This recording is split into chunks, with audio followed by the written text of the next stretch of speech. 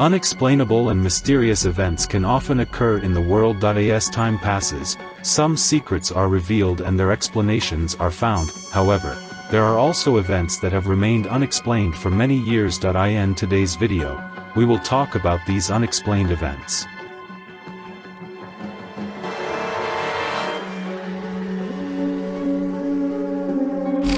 Verdadeiro village in Brazil was one of the ordinary villages. Nearly 500 people lived there. The people were engaged in agriculture. In February 1923, suddenly the village lost contact with the outside world. Some people who wanted to clarify the reason for this were sent to the village. Upon arriving at the village, they found that there was no one there, and the people had disappeared.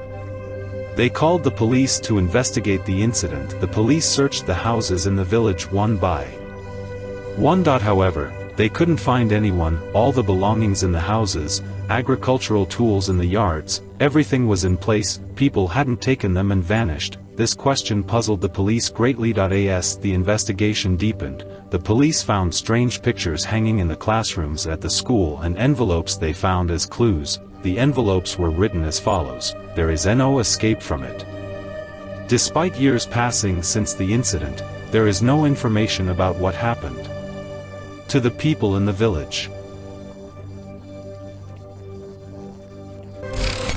In 1911, on July 14th, the Italian tourism company, Cinetti, sent a train with 3 carriages from Rome. The train had 106 passengers on board. The company had organized a leisure trip within the country for them. Everything was going according to schedule until the train approached the Lombardy Tunnel. But then, an extraordinary event occurred. From that moment on, no one saw the Cinetti train. Despite extensive searches conducted in the tunnel by rescue teams, neither the train nor the passengers were found. Later, information emerged that 2 passengers had been rescued. An interview with one of the rescued passengers was published in the Rome newspaper. Mr. Cecchino, one of the survivors, told journalists that the train had been engulfed in white smoke in the tunnel, and an unknown sound was heard. The passengers panicked and fled in different directions within the carriages. Cecchino was fortunate enough to escape and he jumped off the train. Later, he witnessed another tourist doing the same. They managed to exit the tunnel. Afterwards, no railway company ever allowed their trains into that tunnel. The tunnel remained closed until the Second World War. Due to aerial attacks, a bomb exploded at the tunnel entrance. With time, the incident involving the train was forgotten. Hopes of receiving news about the passengers' fate faded away. However, 15 years after the incident, information obtained from archives revealed that suddenly 100 Italians appeared in Mexico. They claimed to have come on a train from Rome, but the registration indicated the year 1845. Meaning, the event had occurred 66 years earlier. The Europeans considered them insane and placed them in a hospital in Mexico. The psychiatrist's notes are available in the archives. He wrote about his conversations with the Italians. The Italians insisted that they came from the 20th century. However, their clothing did not match the fashion of the mid-19th century.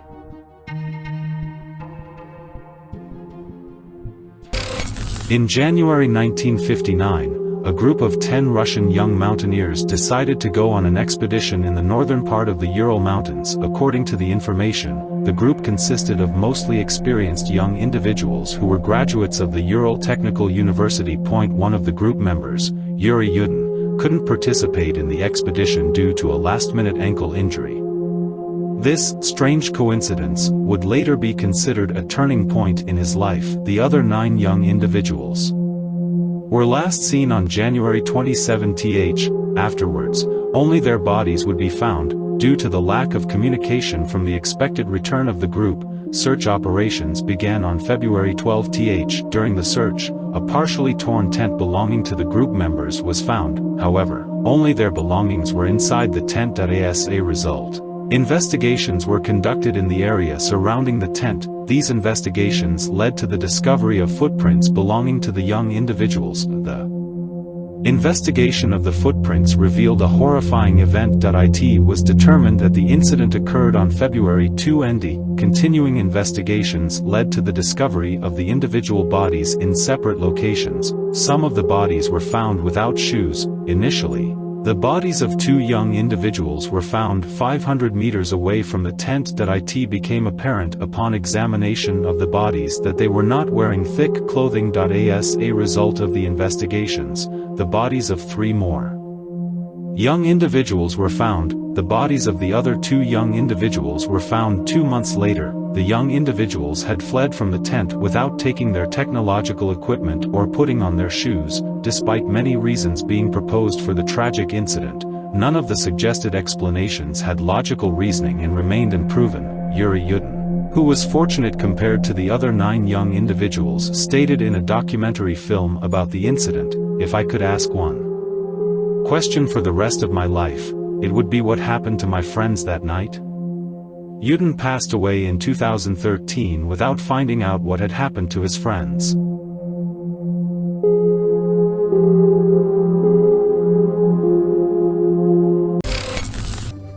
From the city of Shanxi in China, extending to Korea and Japan in the South China Sea, there have been 1186 ship accidents from January 2007 to December 2016. Investigators examining the causes of these accidents have suggested that an extraordinary situation may have occurred in the region. In 2016 alone, 34 ships sank in the aforementioned area. This raises questions related to the formation of a twin to the Bermuda Triangle, which accounts for 44% of ship accidents worldwide in a year. The latest accident in the region occurred on January 6, 2018, resulting from a collision between the oil tanker owned by Panama, CV Crystal, and the cargo ship belonging to Hong Kong, named MV Crystal. A total of 32 people from both ships lost their lives in the accident. On February 15, 2013, the residents of Chelyabinsk observed an extraordinary luminous celestial object in the sky. This luminous celestial object, moving rapidly towards the ground, exploded above the city's atmosphere. A portion of its remnants fell into Lake Chabarkal, while the other part scattered over a large area. Later, it was revealed that this was a large meteorite. The shockwave from the meteorite's explosion caused the windows of many houses to shatter, resulting in injuries of varying degrees to around 1,600 people. Sometime after the incident, on March 20, a bright glowing halo appeared over Chelyabinsk, resembling the sun. This halo, suspended in the air, reminded people of a second sun rising over the city. No one could determine what it actually was. The halo, which initially caused confusion and awe among the population, disappeared mysteriously. Even to this day, scientists and ufologists have been unable to explain the origin and nature of the halo. And with this, we have reached the end of our video. Until our next videos, goodbye.